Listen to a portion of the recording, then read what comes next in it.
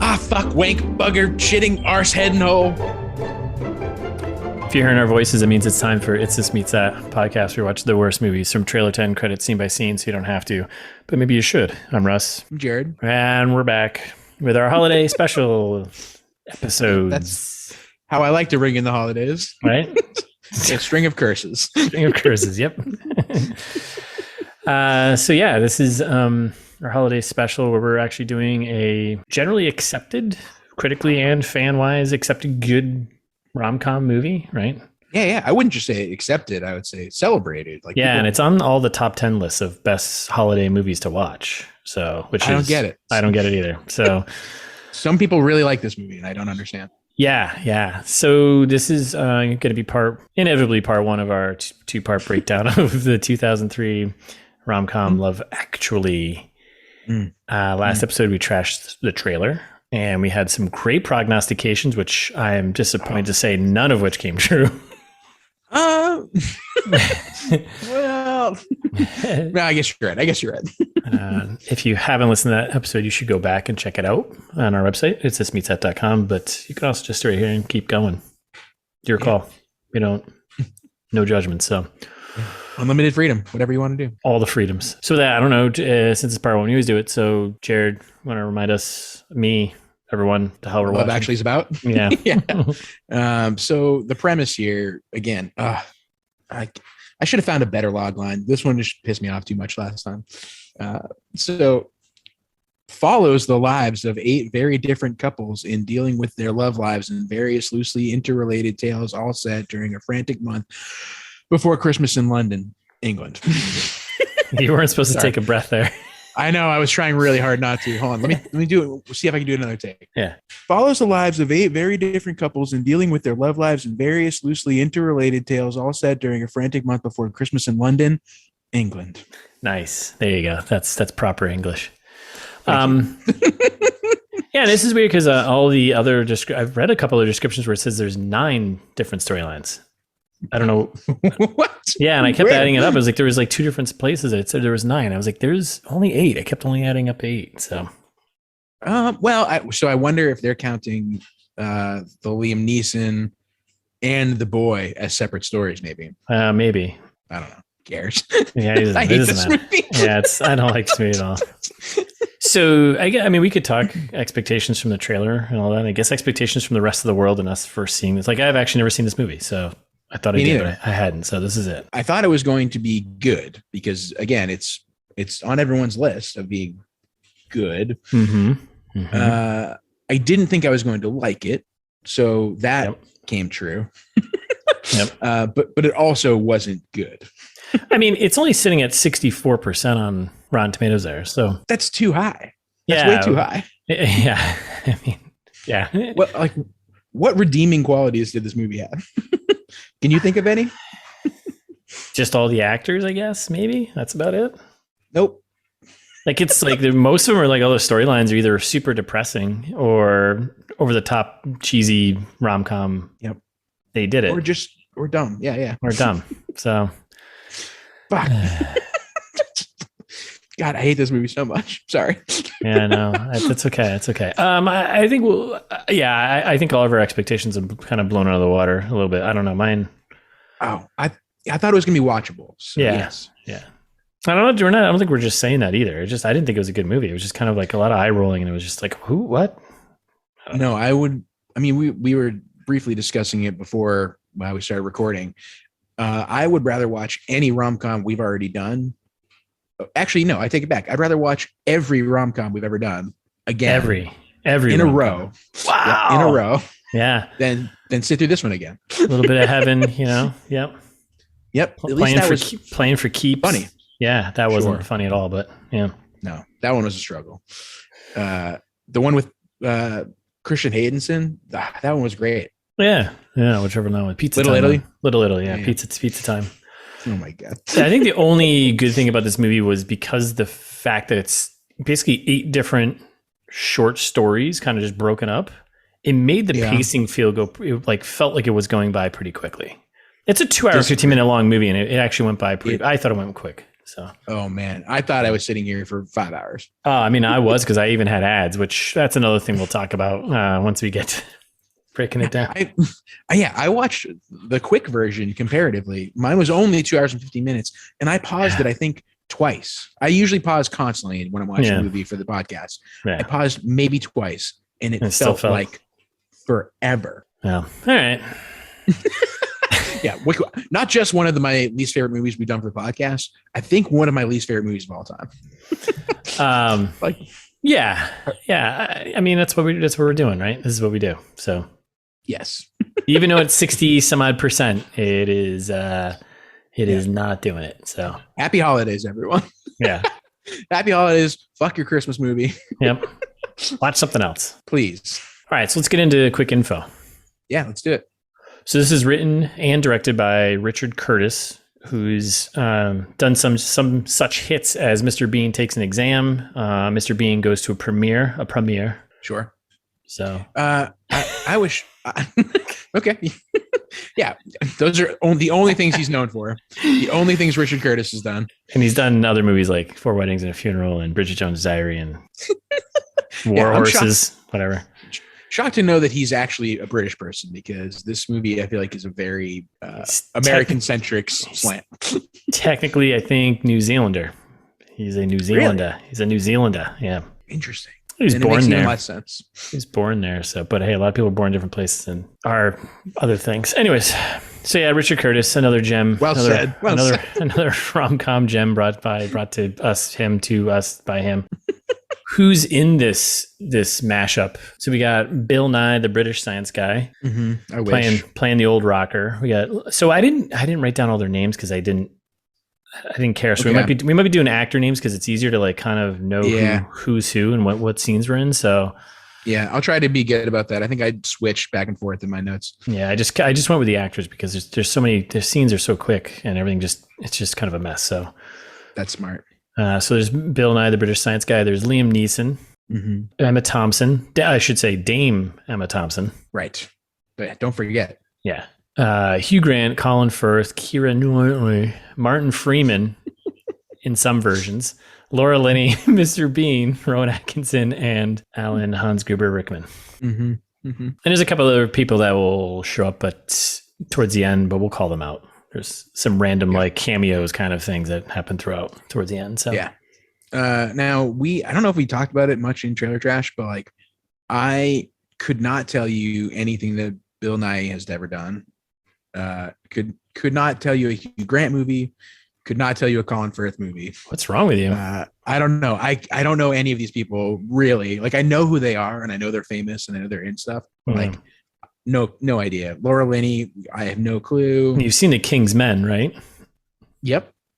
That's Colin Firth. He's in that. As what? He plays like the King's Men. He's guy. in that. Yeah, he's like the guy who trains like the main guy. Yeah, he does that big church fight scene. Oh, that's Colin Firth. Huh. Yeah. Okay. Oh, Hugh Grant was in a string of terrible rom-coms, as you can tell, for a very long time. He was in Four Weddings and a Funeral, and sure, he was in some I don't know, other movies. Okay, Bill interesting. Nye, yeah, Bill Nye played the stepfather of in Shaun of the Dead. Oh, right. I totally forgot about that. Yeah. Weird. Yeah. He's funny. Okay. He's good. I like him. Liam Neeson. Yeah. Of course, yeah. No, Liam Neeson, I know. Emma Thompson, I know. Okay. Keira Knightley, I know from Star Wars. Yep. Martin Freeman, I know. I definitely know Martin Freeman. Yeah. Alan Rickman. You know Mr. Bean and Laura Linney. Professor Snape. Right? Yep. No, Laura Linney. Who's that? I have no clue. You watch that show Ozark on Netflix? Nope. The fuck's wrong with you, man? I don't know. She's in. You know me. I haven't seen stuff. God. So that'll be fun. Production and box office stuff. So total worldwide box office. This made $246,821,053. That's so much money. Yeah. How many fanatics? Do you have the fanatic calculator out?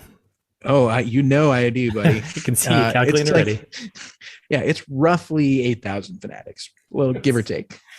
It seems like so many fanatics. Yeah, well, when you think that the Fanatic made like $3,000, it's like 3,000 times 8,000. Is how you get here. And all that money, all that pure cash money was made off a budget of $45 million. Ugh, I'm so sad. I mean, literally, all they paid for was just the talent. That's it. There was no like location, which is expensive. Yeah, apparently. I hate that. I hate that this made so much money. All right, we're moving along here. We're moving pretty quickly. This is fast for us. Yeah, we'll wait till we get to fast facts. It'll be slow facts. But all right, let's do. We're going to do a Hollywood pitch right now. Or is that what we're doing next? Yeah, might as well. Is that how that goes? I think so. That's the next thing. I forget. Yeah, Hollywood pitch. Hollywood pitch. Pitch me, motherfucker. Okay, so going old school. Taking you way back before either of us were born, to 1970. Airport. Nice. Right? The film series that basically invented disaster movies as they were in the 70s, which became a big thing. Yeah. Inspired Roland Emmerich, for sure. Yeah. Yeah. Some of our favorite slapstick comedies. Yeah. We're familiar with Airport. Have you seen it? No. Okay. But I know it's got a lot in common with our hated Love Actually here. Okay. So for one, it's similarly like a mashup of stories. So there's like a bunch of disconnected storylines that kind of come together at the end. That also mostly take place in an airport, which this movie I feel like is half in an airport, or at least all the important scenes. That's a good point. Yeah. Yeah. Right? It opens and ends in an airport. And so does Airport. Unsurprisingly. No shit. Unsurprisingly. Takes place in a grocery store. Something that's interesting and different here, but also connected in a reverse way, right? A weirdly big focus of this movie at the beginning is talking about 9/11 for some reason. Yeah. And Airport is about terrorists. It's all coming together. Yeah. And speaking of terrorists and bad airport security, we get the kid at the end running through the airport security like he's a super terrorist shortly after 9/11. Yeah. Like this is a terrible idea. Yep. And I'll do you one more. At the end of Airport, there's a sad wife who has lost her husband, like discovering that and grieving it, just like kind of Emma Thompson. In Airport, it's because he blew himself up on the plane. That's a thing. In this movie, it's he cheated on her with his secretary. But it's equivalent to blowing up a life, right? Right. Exactly right. So it's Airport meets White Christmas. Now there's another one. We got multi layers here, right? Okay. One, it's a Christmas movie. This is kind of a Christmas movie, I guess. Yeah, it's a holiday. Yeah. Still not sold on that, really. It's professed to be a Christmas movie, but it's, I don't know. Well, they do have a useless countdown to Christmas title card we get, which most of us, sorry, but I mean, as our listeners know, we do not like useless title card countdowns. I hate them. Yeah. And they were extra useless in this one. So they're both Christmas movies. They're both, one is called White Christmas and also features a very white cast, and one is called Love Actually and also features a very white cast. Extremely. Yep. Yeah. Right. Not great. And then I don't want to, I guess, similarly to White Christmas. So when's the last time you watched White Christmas? Years, probably years. I don't know. You remember how it ends, right? Where it ends in like a musical performance that saves the day and everyone is happy at the end and claps. Well, yeah, because musical performances do that. Just like in Love Actually. Yes. Music's a huge thing in this movie. Same. I like it. That's good. Thanks. What'd you got? So I went with It's Crash, the 2004 Crash meets Bridget Jones's Diary. Ooh, okay. A little cheating here, but whatever. So I just went with Crash because that's like a mashup of kind of different storylines of people going through redemption and loss, which we do have Liam Neeson, who's lost his wife and he's trying to come out of that, but more so of just the structure of like multiple storylines all playing at kind of like the same time and around events. Right. Okay. Yeah. Meets Bridget Jones's Diary. And there's a ton of connections here. One is it's a British one. Two, has Colin Firth and Hugh Grant in it. It's a rom-com. Oh, right. Three was also written I don't know if he directs it, but it's written by our buddy here, Richard Curtis. Yep. And I don't remember if if the entire movie takes place during Christmas, but there is a time. There's a period in it where it does. There are a Christmas moment, and there's some ugly sweater stuff going on. So that kind of tied in the holiday portion of it. So I don't know if I've ever seen Bridget Jones' Diary all the way through. I have like a really, really long time ago, but I was like, I'll pull this one. So, nice, good pull. Getting right to it. So I like it. No, I think we did. I think, as always, I don't know. I don't think there's ever a time where we're like, well, no, I think we'd be honest. I think we'd be honest for our listeners. Bad job, like, Bal. Yeah, this is not good, but yeah. We had a few that weren't great. Yeah, I think yours was a very good on the scale, and mine was like mediocre. Mine's getting by, you know. Oh, thanks, buddy. Yeah, I thought yours was good. Next, we were moving on. Fast facts. Fast fact me. All right, what do we got here? You wrote all these down. Yeah, there's quite a few here, but so I'm going to go through them at a mediocre pace. But I think this will be pretty good. Yeah. Give me about a medium pace. All right. So the airport greeting footage at the beginning and the end of the film is actually of real couples greeting each other in an airport. So writer and director Richard Curtis had a team of cameramen film at Heathrow Airport for a week. And whenever they saw something that would fit in, they asked people involved for permission to use the footage. So all that montage in the beginning and the very end is... So you mean they were like, guys, how do we save a couple bucks here? Yep. I know. Yep. Hate it. Yeah. All right, what else you got? So Chris Marshall, who plays, I believe, Colin. Oh, no. Yep. One of my favorite characters in the movie. Yeah, Chris Marshall. Also, it hit me afterwards. That's why I looked this up. Like the UK poor man's Matthew Lillard. Okay, yeah, I could see that. Right? Yeah, our British Matthew Lillard there, Chris Marshall. So he returned his paycheck for the scene where the 3 American girls undress him. He said he had such a great time having 3 girls undress him for 21 takes that he was willing to do it for free and thus returned his check for that. I hate that. Deep down, I knew you would. That's why I kind of picked it. Yeah. I like him less now. The lake in the midway through the movie, the lake in which Lucia Moniz and Colin Firth are quote unquote swimming in.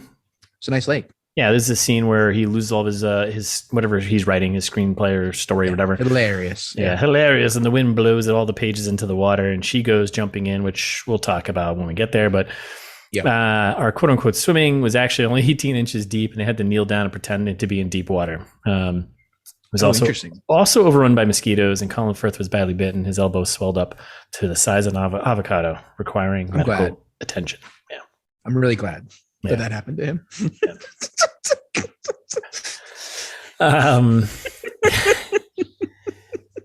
This is that kind of episode. Yeah, we're getting a little. I'm enraged. We're gonna get to a little politics fast facts here. So the speech given by Hugh Grant in this movie, where he extols the virtues of Great Britain and refuses to cave to the pressure of its longstanding ally, the United States, was etched in a transatlantic memory as a satirical, wishful statement on the concurrent relationship with George W. Bush. Tony Blair responded by saying in 2005, "I know there's a bit of us that would like me to do a Hugh Grant in Love Actually and tell America where to get off. But the difference between a good film and real life is that in real life, there's the next day, the next year, the next lifetime to contemplate the ruinous consequences of easy applause." Yeah. Not wrong. Yeah. I'm not a big Tony Blair guy, but not wrong. Not wrong. Not wrong. Infuriating. Yep.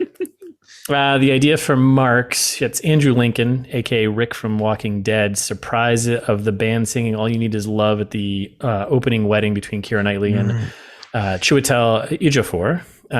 Wedding came from Jim Henson's funeral, which writer and director Richard Curtis attended, where all the puppeteers brought their Muppets and sang a song. What? That's amazing. All right. Yep. I love that. That's pretty great.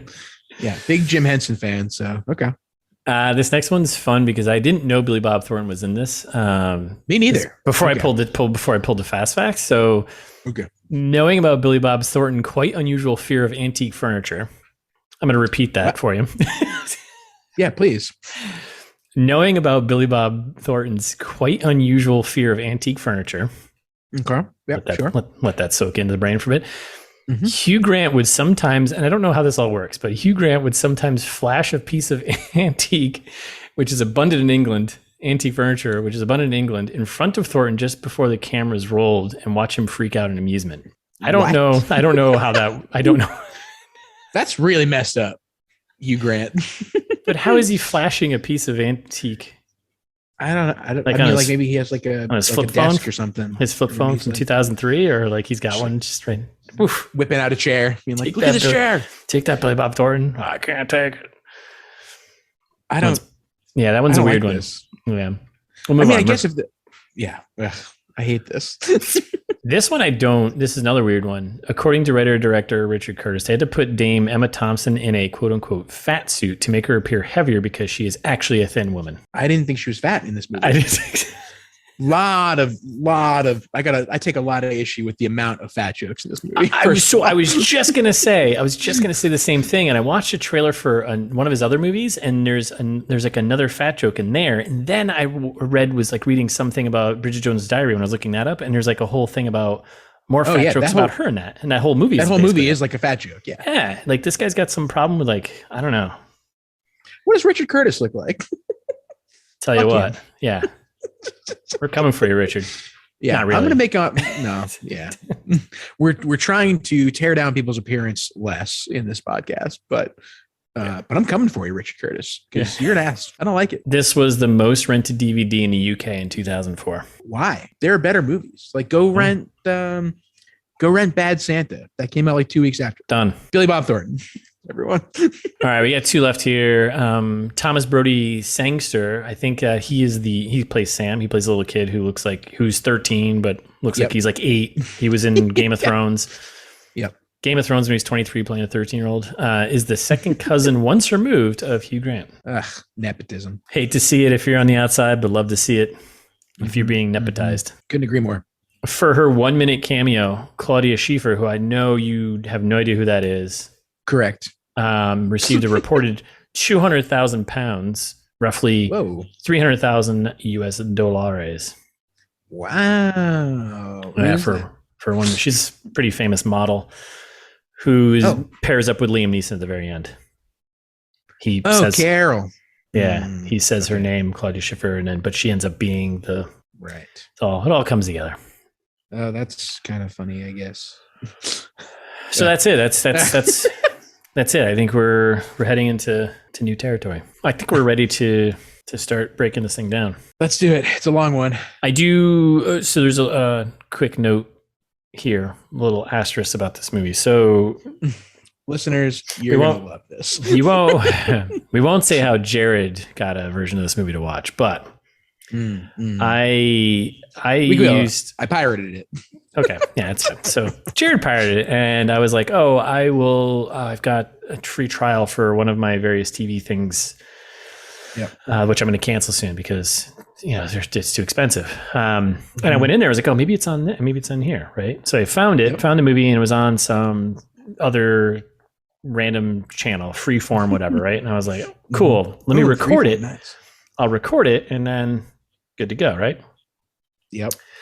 Not realizing that this was actually the TV edit version of this movie, which is rated R for sexuality, nudity, and language.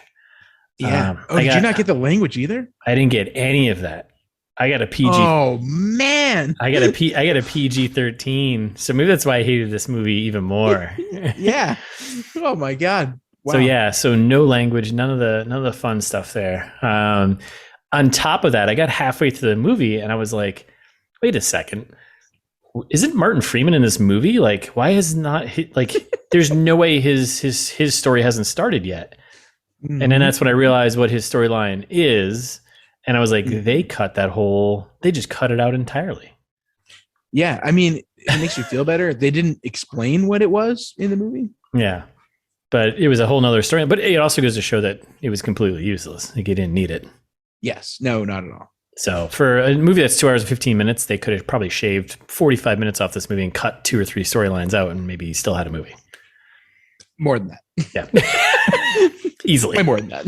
Yeah. But now, so there's going to be moments where we're breaking this down. There's probably be scenes Jared's going to talk about, which I have no idea what he's going to be talking about because I wasn't there. And I am also curious to see how he rolls into everyone else being connected, because all these storylines and characters do run into each other or connect at some point. You're in for a treat, pal. Can't wait. Okay, so it starts. We got our usual, production companies, right? So we get Universal, classic. Long one this time, as opposed to the quick Universal we got in the trailer, which thankfully. Yeah, the sped up. This is the old school long version. We get Studio Canal, which is in a very weird bird sky clouds animation thing going on. I don't know. It was cool. Yeah. I liked it. And working title. Yep. I don't think we haven't been doing Curtis. Yeah, we haven't been doing a lot of digging up on production companies in our last few films. Well, that's because most of the ones we've been doing are real production companies. Working Title is like a subsidiary of Universal. Okay, that makes sense. It's like Richard Curtis's branch of Universal, basically. Got it. So we're not missing anything on the last couple. We got to start doing more indie films again. Yeah, get into the real sketchy ones. The real shit. Yeah, the real shit. Mm-hmm. All right, so we go into like opening credits, and this is where we get the real people hugging each other at the airport, kind of moment. Yep.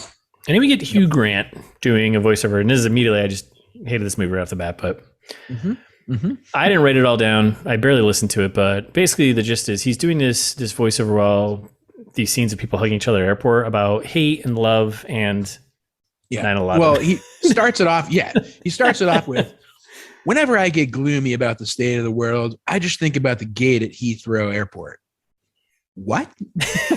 That's already an insane first line of a movie. Why would you whenever I get gloomy, I think of airports. It's like, because that's where love is, right? And basically like does a whole spiel about how planes is love apparently. And then and then kind of caps it off with when I'm going to read the whole thing because it's horrible. Yeah. Yes. Again, this, do we say it off recording? If we didn't, or if we did, I think this movie was inspired by 9/11. Definitely written shortly afterwards, right? Yeah. And it came out in 2003. So they shot in 2002. So all very close. Yeah. Exactly. Yeah. And so they wrap it up with, when the planes hit the Twin Towers, as far as I know, none of the phone calls from the people on board were messages of hate or revenge. They were all messages of love.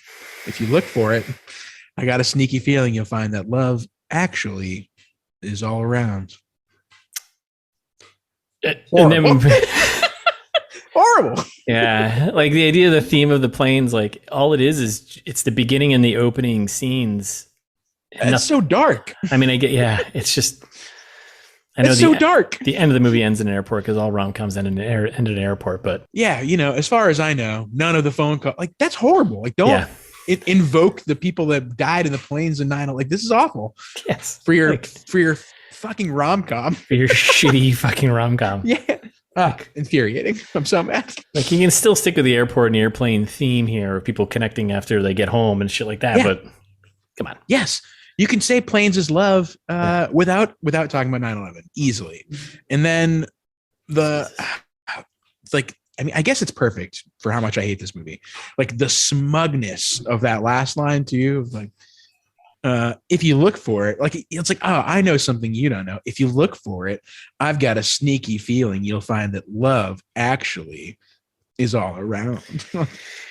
Just imagine the smarmiest person saying that. I've got a picture of him and he shows up on IMDb.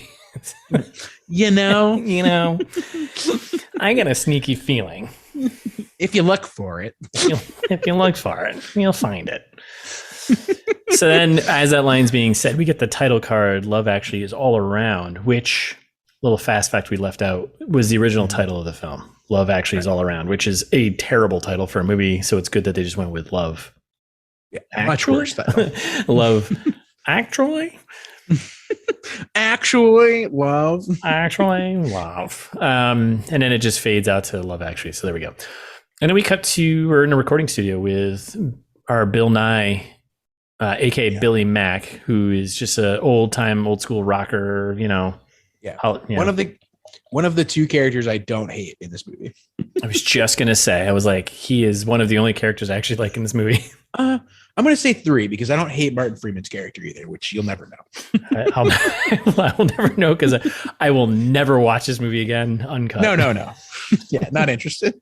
But yeah, no, that's this guy, Martin Freeman's character, and should I? Yeah, no, I guess it's really just these two that I like. Yeah. Well, now that makes sense as to why when you said the opening quote to the episode, I didn't know I didn't remember that. I was like, I don't remember that because it was cut for TV. Right. It was either cut entirely, I bet, or it was like, no, it was cut. It was cut. Gobbly turkey camp, whatever. Roast beef, so I have some biscuit sandwich. I wasn't sure if they had TBS'd it for you and made it into something funny. No, I think they just cut it entirely. Oh man. Yeah, no, I got definitely the watered down version. So this is gonna be fun. This will be fun. So he's in a recording studio recording "Love Is All Around Me." It's like a re-recording of a hit song he had written way in the back, and he's just taking love out and replacing it with "Christmas Is All Around Me," which is hilarious. I'll give this movie one thing: that's a funny concept. It is. Him singing is not good though, and it's not going very well. He's having a hard time hitting his marks, but he finally gets it, and that's it. Yep. And that's when he gets the cursing out. There's a lot of good cursing in that scene. I feel like that scene's probably longer for me in general than it was for you because there's they do a bunch of takes of the song. Did they not? He's funny, and the manager's funny too. Like they're good characters. I'm like, yeah. Oh. I guess the manager's the other guy I like in this movie. Yeah, he's good. Yeah. And then we get our first title card, kind of giving us a countdown here. Yep. 5 weeks till Christmas. Such a long countdown, too. Yeah, and it kind of just doesn't. We get, I think, 3 more of them. It doesn't mean anything. No, and that's what I was going to say. I was hoping that you wrote it down when we got them because I was like, did I miss something here? Nope. Like, I thought I missed a couple of weeks, but they stopped doing. I think there was 3 of them. I think it went 5, 4, 2. There's one for one. There's one for 1 week till Christmas. Oh, was there? Okay. That. Again, I thought it was 5, 4, 1. I might have missed the cut here. Like 5, 4, okay. 5, 4, 1. No, there's definitely a 2. So they skipped 3, okay. I guess. But I also may have missed it between skipping ads and maybe it was a Martin Freeman scene. You actually probably was. Because that made no sense to me to be like, why would they do 5, 4, and then 2, and then not do the other ones? So 1 and 3 for me may have been the Martin Freeman ones. That's maybe. That's horrible. Yeah, listener, if you like countdowns in movies, defend that to us, please. Yeah, we'll forever complain about it for the rest of our episodes. Yeah, like title card countdowns from the beginning. Like we get why they do it sometimes, but it means nothing in this movie. It means absolutely nothing. Yeah. Yep. Yeah. That's what I meant. Like this movie is not a Christmas movie. It happens around Christmas, kind of. Well, it starts at Thanksgiving, basically, right? Yeah. Well, yeah. But they don't have Thanksgiving in the UK there, do they? Right. Exactly. American Thanksgiving. So it starts around America Thanksgiving. Yeah. We have to make this US centric somehow. Yes. as we often do. They have Christmas. They got Boxing Day there, right? Is that the day after Christmas, isn't it? Do they have Christmas? Jesus Christ. Yeah, they have Boxing Day. I mean, we all know Christmas was made up by Coca-Cola, right? Or Santa Claus was. Christmas, I think, was actually. Yeah. I think it was invented by Coca-Cola pretty much, right? Yeah. Sweet baby Jesus, I think. Was a product trademarked of Coca-Cola. Yeah, absolutely. So and then we cut to, so I kind of condensed a bunch of things here, and I did this a couple times because sure, good. Well, definitely good. I wanted to get through this because there's a lot of times where this movie jumps into kind of like a short music video where they're playing some hit song of the time, and then they mash up like 5 or 6 or 8 scenes of everyone kind of going through some moment, right? So like this is like what I call the setup montage. So and definitely stop me and fill in. I'm just going to keep moving, but you fill in any gaps here. So the setup montage is basically showing all of our main characters. So we get Colin Firth. He's late for something. It opens with him, actually. Colin Firth. He's running late. He's kind of getting out of his apartment. He's saying goodbye to his sick girlfriend, whom he loves, and he repeats it quite often, which is clearly a sign that that's not going to work. It's a rom-com. If you already have the love in the beginning of the movie, then yeah, it's over. Then it cuts to Liam Neeson calling Emma Thompson, right? Yep. And I was like, I don't think they don't talk about the relation there, but later on, I guess we find out they're siblings, I think, right? No. How do they know each other? They're like friends. If they're just friends, okay. Hugh Grant is Emma Thompson's older brother. Correct. That's definitely. But Liam Neeson is like, I don't know. I almost thought if this movie was slightly better, Emma Thompson would have got together with Liam Neeson at the end instead of Carol. Thought the same fucking thing. Yeah, stupid. Better movie. Way better movie. Anyway, so yeah, he's making a phone call to her. Apparently, he's talking about his dead wife. Late ex-dead wife. Late ex-dead wife, right? Yeah. She just died apparently, which like also like if you think about it, sets a weird tone for the rest of the movie too. Like they have the funeral in the movie, and also he ends up with this model in a few weeks. Yeah. like so, it's 5 weeks. It's 5 weeks. Like, that is a great call out. I didn't even think about that. So in a 5-week span, he's carrying his dead wife out of the funeral. I think that doesn't even happen until the second week of the 5 weeks. No, I think you're right. Yeah. It happens at week 4. And then week 1, he's going out with a Claudia Schiffer lookalike. Well, it's Claudia Schiffer, but you know what I mean? It's right. But yes, because it's really messed up. That's like a quick month. It's a quick turnaround, man. It's a real quick turnaround. I guess to be fair, like there's a lot of weird things about like this.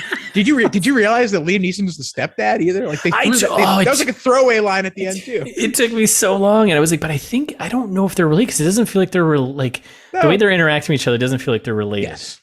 And then at the very end, I was like, oh, he is the stepdad. Like, where's the dad? What is going? I don't know. It's amazing. So this is actually one of the worst movies we've ever done. Yeah. Oh man, logic nightmare. Okay. Yeah. Right. So we get a nugget that Liam Neeson's he's a widower, and then we cut to some we don't know his name yet, but it's Colin, right? Mm-hmm. Blonde-haired kid. He's just dropping off stuff to coworkers, at their table, their desk, blah, blah, blah, and he comes up to one girl, and he's just like, "Hey, my future wife, and here's your thing," and she's like, "I'm not having it." This is Mia, who. Oh well. Sorry, there was one in between that I thought was funny that we should just call it real quick. Okay. Right before the passing out muffins or whatever he's doing. Oh yeah. There's a scene with Emma Thompson and the daughter like having a weird moment about lobsters being at the birth of Jesus. Remember that part? No. Did they cut that from your version? Oh no. Oh no. There's like an in between. And she's like, "Mom, I got like the star role in the play." And she's like, "Oh, I'm so proud of you, kiddo. Like, what are you doing?" And she's like, "Oh, I'm the first lobster." And she's like, "Wait, what?" She's like, "Why are there lobsters in the nativity?" And she's like, "Of course there were lobsters, Mom." And she goes, "Wait, there's your first lobster. There's more than one lobster present at the birth of Jesus." And then they just end like that's how they cut the scene. And they're like, "Okay." And then this guy at the store like passing out muffins or doing everything. It's so weird. It's like what a weird throwaway scene. Why would you do that?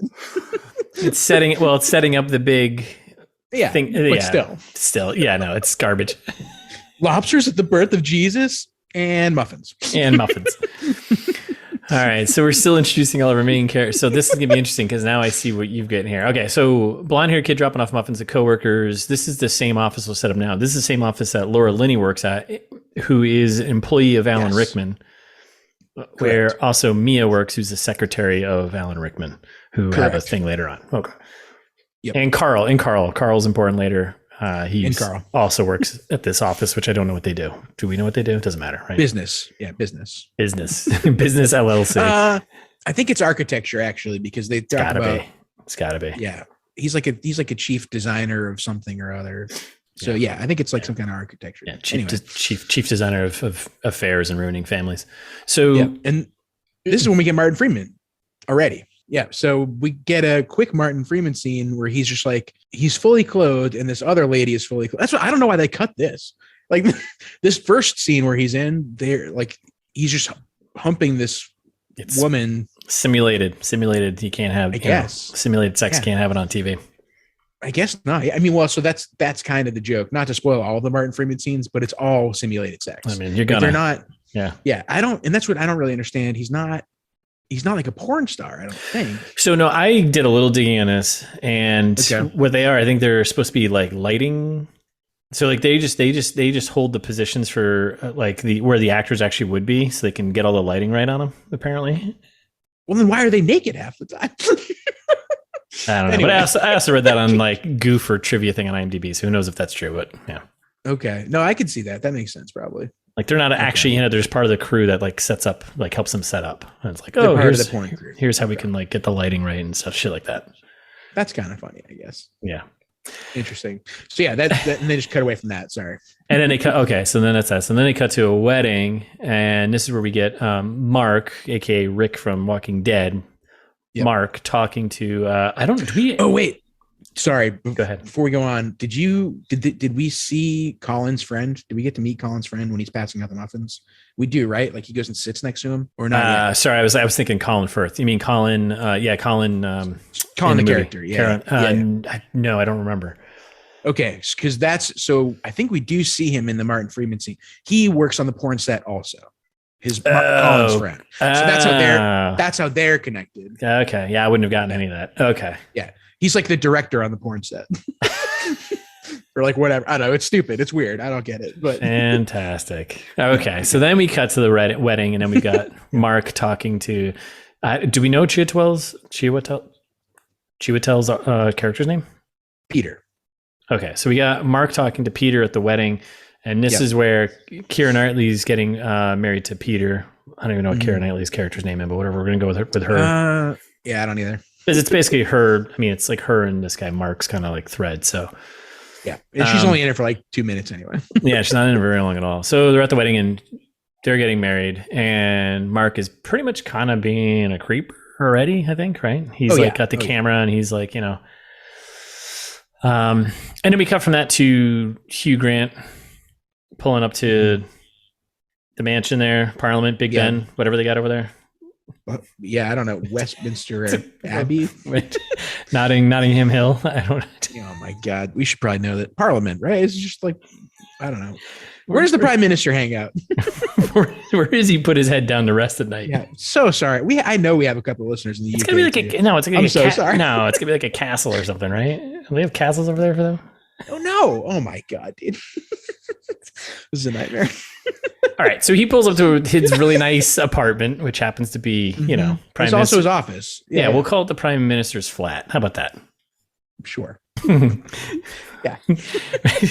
Oh my God. That's what apartments are called over there, Jared. We've talked about this before. Yep. Mm-hmm. You're right. When you're right, you're right. Just because it's a nicer flat doesn't mean it's not a flat. Okay. So. No. Yeah. It's a round at that point. Okay. So then we're at the Prime Mini's flat here. We got Hugh Grant, whose name is David, right? And he's walking through. He's a new guy. He's new Prime. Not David Cameron. He's Tony Blair. Yeah, he's Tony Blair. So David is Tony Blair. Yeah. So we have Optimus Prime meeting his staff, like walking through. Hey, here's the cooks. Here's the staff. And then he meets at the very end. We meet Natalie. I don't know what she does. She just brings him tea throughout the entire movie, pretty much, and food, which is okay. Weird. She's the like chief of catering or something like that. They say chief of tea. So he's like, hey, nice to meet you. And they have this really awkward moment, and then she, and this whole awkward situation, kisses him. Yeah, he's like got a bunch of weird lines in this scene too. Like, when I don't know, they're taking a dig at like the last prime minister of Great Britain, maybe, when he's like, well, the housekeeping should be easier because I don't have a scary wife, right? I was like, wait, what does that mean? Why would you say that? And then I love, then you didn't get the funny lines from this scene either. No, this is all British political humor here, I guess. No. I mean, you didn't see them. They weren't in your version, I bet. Oh, no. For me, it just ended. As soon as he met her and she kissed him, and then he just walks away. He looks back and is like kind of smitten, and that's it. Oh my God. No, the scene's there's like a bunch of lines in the scene. Because that's when, from the trailer, they kind of like hinted at it when she's like, oh, sorry, David. I should have said sir or whatever. And she goes, shit. And then she's like, shit. I said shit twice now, haven't I? Like, that's a bad thing too. And then he goes, could have said fuck, and then we'd be in real trouble. All right, so no, they do have that exchange. Okay, dude. Okay, good. But they replace. I think they replace fuck with like shag or something like that or whatever. Like, Oh, okay. they They No, definitely it's way less funny. I definitely remember this. They definitely had this back and forth. But he's like, oh, you could have said shag or said something else, and then he's like, then we'd be in real trouble. Yeah, and she's like, oh, I had a feeling I was gonna fuck it up on the first day. Ah, man, I said fuck you. It was funny. Well, now I gotta say though, then the TV edit was pretty good because it wasn't like it was pretty smooth. Yeah. I didn't pick up the replacement because that scene definitely was in there, and there was just like this awkward moment. I just recorded as like, well, this is awkward, and then she kisses him, and then he walks away, and he turns around, and he's like, stares at her longingly, as you put it so perfectly. Mildly funnier with fuck, I think. Damn it! All right, so then we can't believe he watched the TV edit. I know. Oh man. Great. Right. So back to the wedding, right? We're back. Yeah, we come back to the wedding. We got Peter and Keira Knightley. They're getting married. And then we realize that Colin Firth, who was running late in the beginning of the movie, was actually attending the wedding. Question I have here: he's sitting next to Laura Linney. How do they know each other? Do we know that? Who's Colin Firth again? He's the guy who dates the one who can't speak English. Oh, okay, yeah. And he's Laura the writer. Linney, he sits next to. He's just like friends with them. That's it. Okay, all right. Yeah. Okay. They're just like friends. Ooh. Actually, maybe instead of architecture, maybe it's like a publishing house, and he's the designer for the books, and maybe he's like a writer. Well, he's a writer. That's how they know each other. Yeah, right. He's a writer. Yeah, maybe that's how they know each other. That makes more sense. They're just friends. Like they all just kind of know each other at the end. Okay, because they didn't really explain that in the TV edit. So, so they get married, and then they're kind of doing their thing, and also we get basically a flash mob of singers doing a band, flash mob band doing "All You Need Is Love," and everyone has instruments in the audience, like just hiding. Which, how do you not see people with trombones in the audience? First of all, saxophones, trombones. Guy pops up in the background of the guitar. It's just like. Oh my God. But yeah, apparently this is Andrew Lincoln set up the surprise. Did you plan this? Well, I don't know. Did you plan this? Well, I don't know. Oh, cheeky, you cheeky bastard. Right. Except for she's American, so she doesn't say that. Well, yes. in the movie, at least, right? I don't. Yeah. What? Yeah.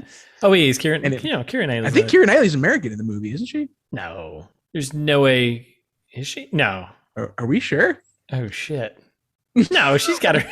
I think she's. I thought she was American. In the movie. Just so used to Keira. No, there's no way Keira Knightley's in a British movie and is doing. Oh no.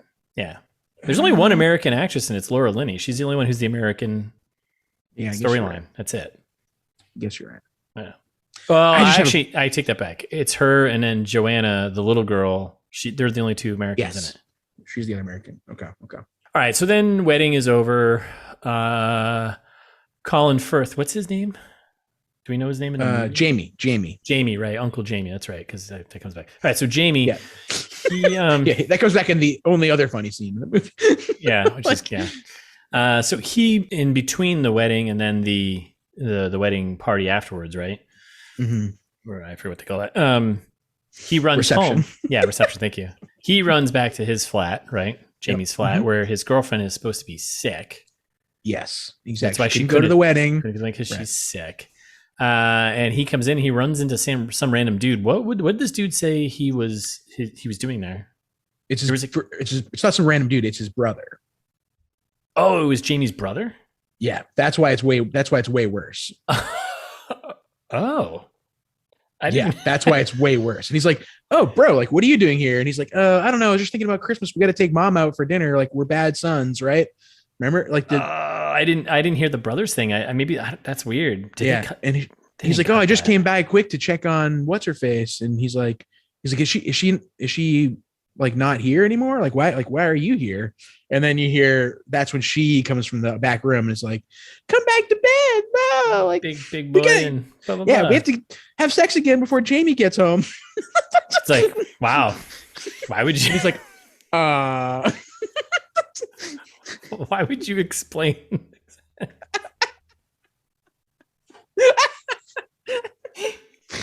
Because it's a bad movie. Yeah, like what? Okay, so now we're back at the wedding reception now, right? Exactly. And then we get Colin, the blonde haired kid. He's a waiter at the wedding. Guy who was dropping off Oh muffins. yeah, right. I forgot. Yeah, the guy who's dropping off muffins in the beginning of the movie to everyone at the desks there. He's a waiter at this. So maybe he's just a caterer. Maybe he's just a delivery guy.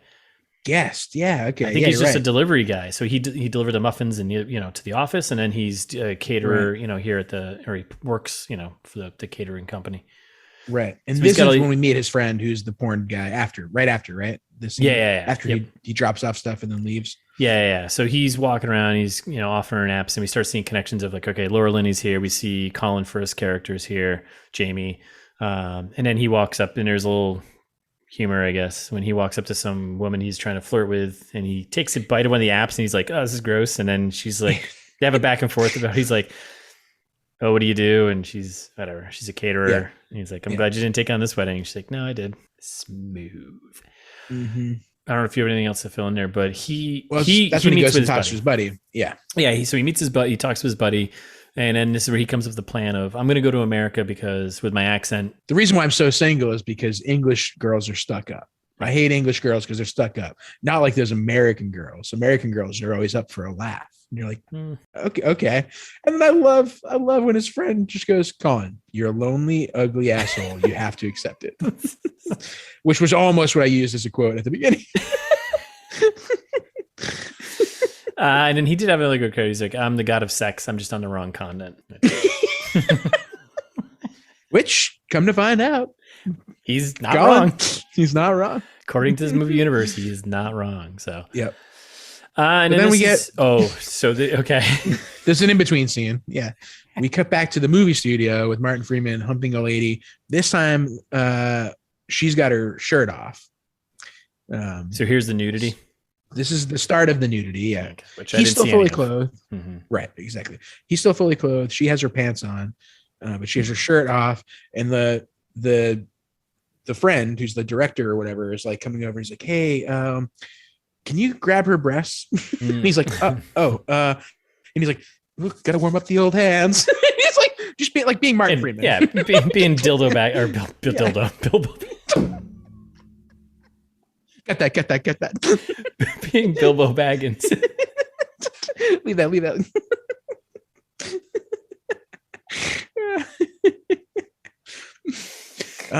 So he's like, gotta warm up my hands, and then he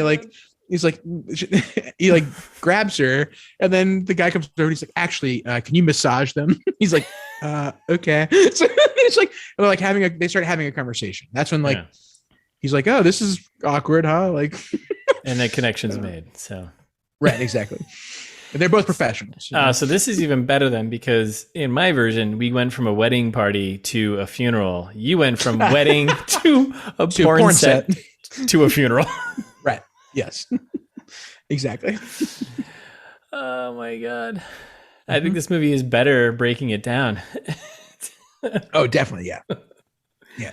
I hate it still, but it's fun to break down. Oh my God. So then we jump to a funeral.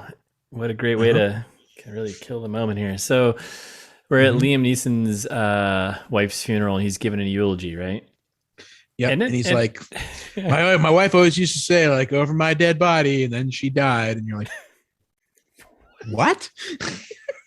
I don't think that one landed there, Liam. Try something else. It's so bleak. Yeah, I don't think the church crowd's taking that one.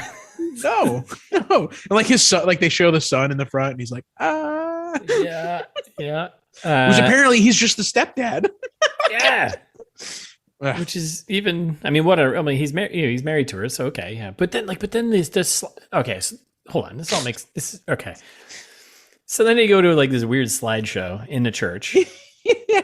Which I've seen done. Absolutely, 100%. I don't know if I've ever seen it done in a church though. It's like one of the things you would save for like afterwards. Like you'd save it for like at the funeral home. Yeah, or even like when they have like the post thing at like someone's family home. Like if we got appetizers, bring the close family in. Like okay, here's a slideshow. Mercy meal. I don't think you bust out the slideshow with like whatever song it was playing in the church. Just like it felt very out of place, and it would be so awkward in real life. But now it's weird because like the photos they had of them though in the slideshow was them being together for a very, very, very long time. Like they had old photos of them together, right? Yes. And that's where I'm like, so I guess maybe it's a stepdad that raised him since he was a baby. I don't know. But the photos looked older than the kid, though. Like they were. That is true. Together before the kid was even born. Good point. Good point. I mean, well, who knows how old that kid is, first of all? Yeah, no one knows. No one actually knows his age in real life or in this movie or any movies he's in. But like, he's actually playing a 23-year-old. But then they did a nice little crosscut of the song that was playing. I can't remember the song that was playing. But the song that was playing at the funeral, it cut over to now we go back to the wedding. Hopefully. It was Bye Bye Baby was the song. Okay. Yeah. Okay. Where they're also, so then it cuts to that song is, now playing at the wedding. And then we got Mark. Which is a weird song for a wedding, I think. But where now we have Mark, who is Peter's buddy here. Andrew Lincoln. Yeah, Mark. Doing definitely some creepy recording of Keira Knightley. I mean, it's not obvious that he's doing creepy recording of Keira Knightley. He's just definitely not, dude. What? No. All right. Well, because he kind of all right. So for me, like he's holding the camera kind of low and being weird, and then Laura Linney jumps next to him and is like, "Hey," and has this conversation where he like kind of freaks out, closes the camera, and she's asking him if he's in love with his friend or something with Peter. I guess. Right. Exactly. Right. And that's what I mean. Like, I don't like they're playing it up like he's gay. They make a joke out of it. Like it's a long gay joke because it's 2003, so they do like half a movie's worth of a gay joke. It didn't feel like a gay joke at all in the version I watched at all. It was just like it just came off as him being creepy, and like they set it up as like that. I mean, I still get the setup of her being like, "Are you in love with your buddy?" You love whatever. Him? Yeah, but it didn't. Okay. Yeah, it's played up way more like it's he's been watching and like filming his buddy the whole time. Like at the wedding, he's like, he's sad that his buddy is marrying this girl or whatever. Like they're definitely play that up until the reveal later on. And then we cut to the office, the architecture or the book publisher offices, whatever. I'm gonna go publisher. I think publishing house sounds good. That sounds about right? It makes more sense fitting in Jamie, so let's do that. Like clearly, listeners, you can tell how much it matters based on everything we're saying right now. Yeah, it's really important whatever they do at this office. Clearly, yeah. And this gets into so we're back at the office, and then we have Alan Rickman and the secretary Mia. They're chatting kind of away there for a little bit, and then we cut to Laura Linney's character and Alan Rickman in his office, and this was just basically this is like an HR nightmare, right? This is just He's like, "So, how long you been in love with Carl?" And she's like, "Excuse me?" And then he's like, "You should do something about it." Like, for all our sakes, it's Christmas after all. She's like, "What?" I don't know. But then. Sorry, go ahead. I was just going to say, I love how Christmas is being used as like the crutch / leverage to make people do like not good things. Yes, exactly. Right? Like, it's Christmas after all. I mean, it is Christmas after all. Yeah, because then we cut to like we're led to believe that she's doing something scandalous too, because she then gets a phone call and answers, "Oh, hello, darling. Yeah, I'm here. We're doing whatever." All right, so then. That's over. And by the way, all these scenes in this film, which I'm sure most people who are listening to this have maybe seen this movie, but like these are all very short. It's like if you cut, I'm sure someone's done it on the internet, but if you cut all these storylines into like one single thing, it's probably like, I don't know, each one's probably, I mean, there's 8 storylines. So like what, 10 minutes, 15 minutes, 15 minutes each.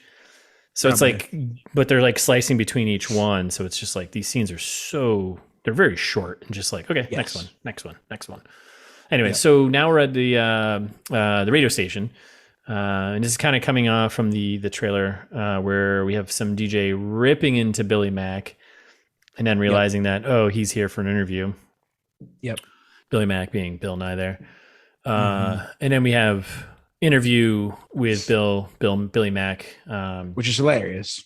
Yeah, it's pretty great. He gets into a bunch of exposition about how alone he is and stuff like this, which kind of sets up his turn at the end. Well, he also like talked about like there might have been stuff that got cut out for me. So. Oh, maybe. Yeah, he swears a lot. He just he talks about how stupid it is to change the word love to Christmas. So like he's like they paint him very self-aware from the beginning of just being like I'm washed up. I know, and I'm like, this is stupid. Like, doing the press tour that we have to do that my manager set up. Like, whatever. This is dumb. I don't care if it's successful. And he's like kind of like trying to tank all these interviews and stuff. It seems like. Yes. Yeah. He just doesn't give a shit anymore. And we get the Britney Spears. Was that in your cut? Yeah. Yes. And in the trailer. Yeah. I remember I was pretty confident that he said the best sex you ever had. Like, I don't think it said shag. And then, like, did they change it for American audiences in the trailer or something to sex? And then they made it shag in the movie because in the movie, it's shag. You're right. No, they definitely said sex in the trailer and then shag in the movie. Yeah. And that joke is still in there. But yeah, you're right. They said, they do say shag in the movie. Right? Yeah. Weird. Why would you change that? You're right. It's for American audiences. I mean, that's 100%. Like, there's no doubt. Yeah, so this interview just kind of goes poorly. Yes. But in a good way for everyone else that's listening. But everyone's like, ooh, this is cringy. But it's like, I don't know. No, this is great. He's just being kind of honest and just like doesn't give a shit anymore. I love it. Except for the part, this is like when we also get the setup of him picking on his manager. Oh, so I didn't have this at all. Oh, really? Okay. So he calls Joe the ugliest man in the world. Oh. I know, it's horrible. Oh, that's fucked. But that makes sense now. Well, okay. At the very end, though, that's garbage. Why did they cut that? I don't know. Yeah, it's weird. They had to cram in their hours worth of advertising, so they had to cut like one line here that now makes sense at the end of the movie. Because I was going to say this radio scene is actually pretty long for what it is. Oh, it was super short for me. It was like, I was already done with it. Oh no, this like a big interview. He's like talks about how much the record is crap and like how like, you know, he's like, wouldn't it be funny if it went to number one like my old stuff used to, or like there's like a long interview here. Wait, does he make the promise here about No, not yet. Okay, all right. No. Because right now there's no chance in hell, right? Like they're like joking about wouldn't it be funny if this went to number one? It's such a shitty record. Like this is awful. And they're all kind of making fun. Yeah.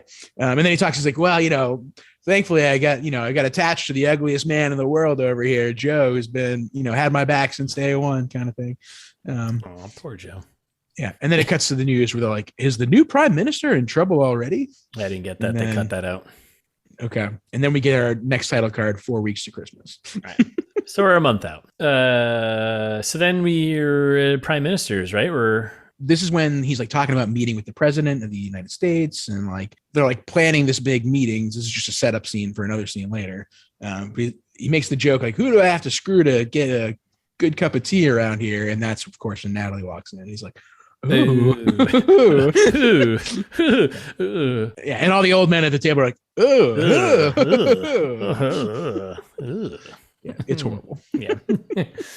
Yep. So then she's got tea because she's delivering food and tea to him. And they go back to his office and she drops some stuff off, and he is just not, he's like inept at talking to women, I guess, or anyone. Yeah. Which is great. How did he become prime minister? Yeah.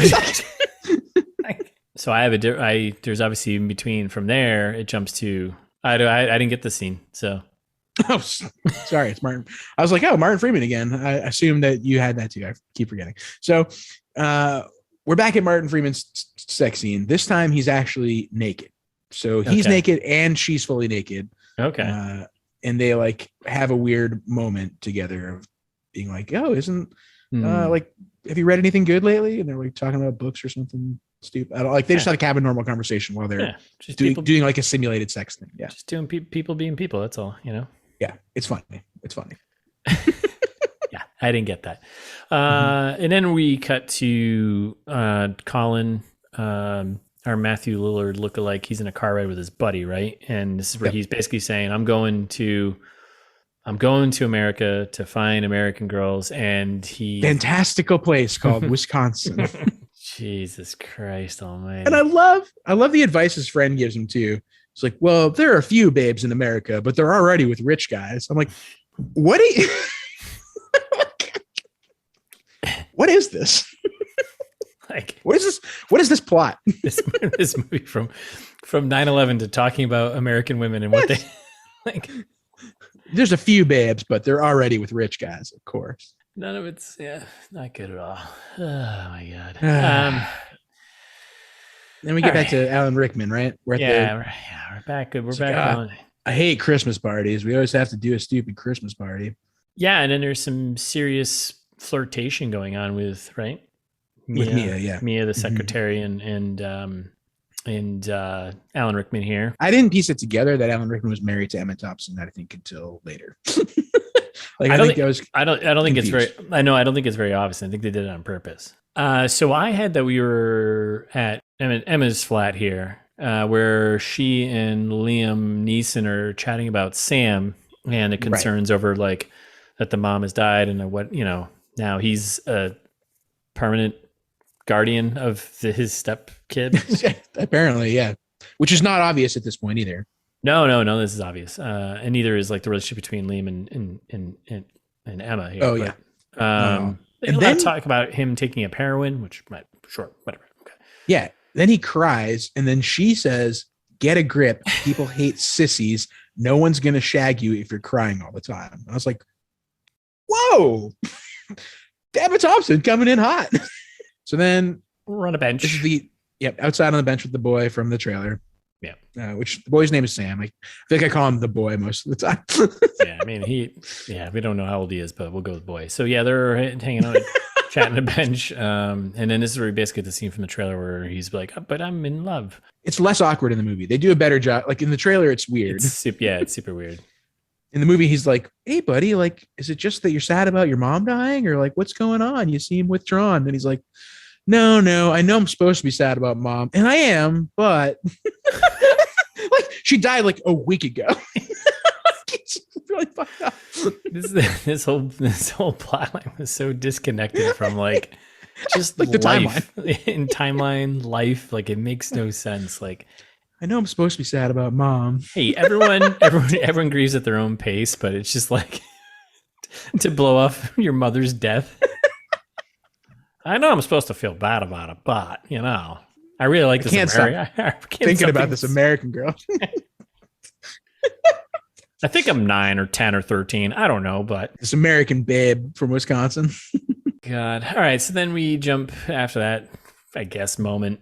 We jump back to the office here. We got Laura Linney. It's late night. Laura Linney putting on makeup and she's working late, and then we get Carl, who we first meet, and this is actually when I first realized this is Carl from Westworld. Okay, I don't remember the actor's name, but he's a major character in Westworld. Yeah, Brazilian guy. And then he leaves, and nothing happens. She misses another opportunity to ask him out because classic, whatever her character's name is. Yeah, do we even know her? Do we? We do. We definitely Sarah. We even said it like a minute ago. Yeah, we did. Sarah, and then that's it. Wait, is Joanna Page who I was thinking of when I said Keira Knightley earlier? No, she plays one of the 3 girls with what's his face. She plays one of the Wisconsin girls. Okay.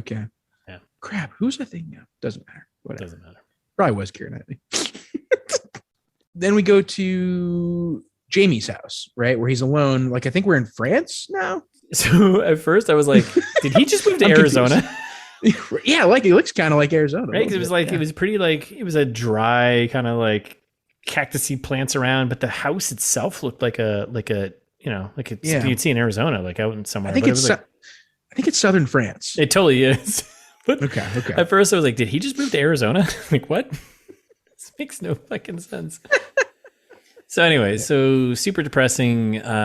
Jamie, Colin Firth, rolls up to some house he's renting or whatever, staying in France. I don't know if we got any deals about it. I didn't listen that much, but no. Basically, he just wants probably some seclusion to write whatever he's writing.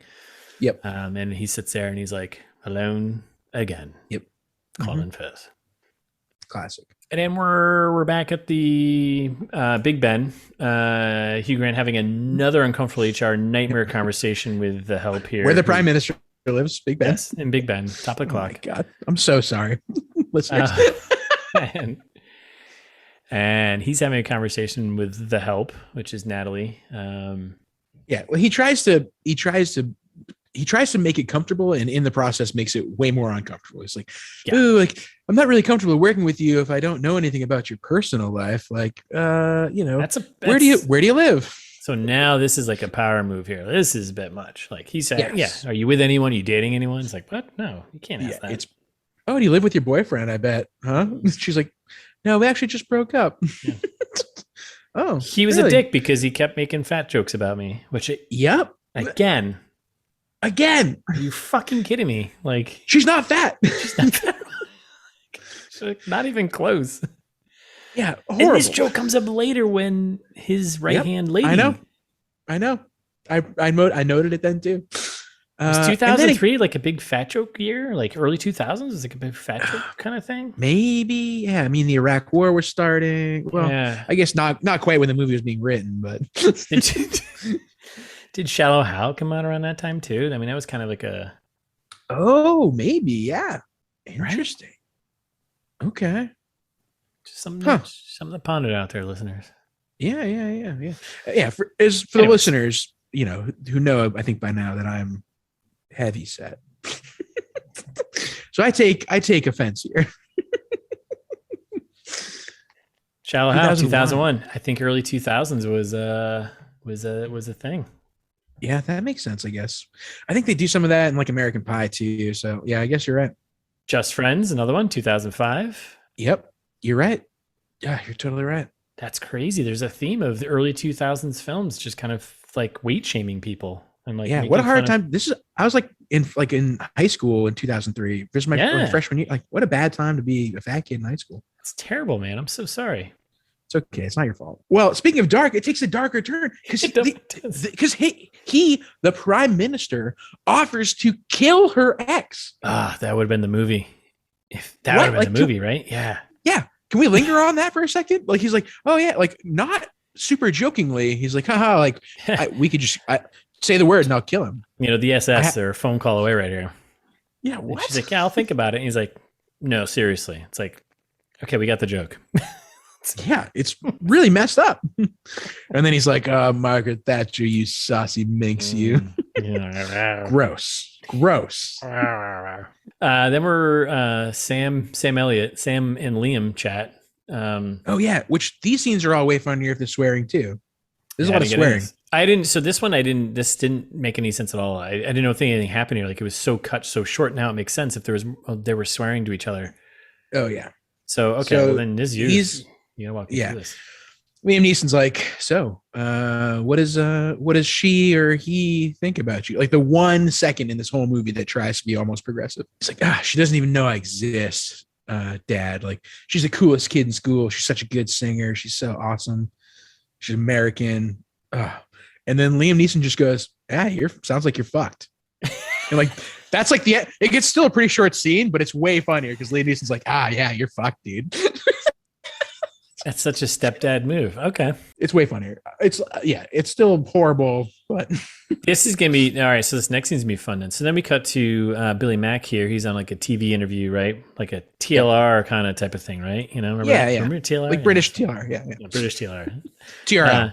TRL. That's right. TRL, the other way. TLR. Yeah. Total Live Request. That's right. With what's his face? What was his name? Oh God, Dick Cheney. No, it was like Carson Daly or something. Yeah, did that late night TV show, Late Night with Carson, yeah. late night with Carson Daly, whatever, something like that. Yeah, Carson Daly, what are you doing? Fuck you! Come on the podcast.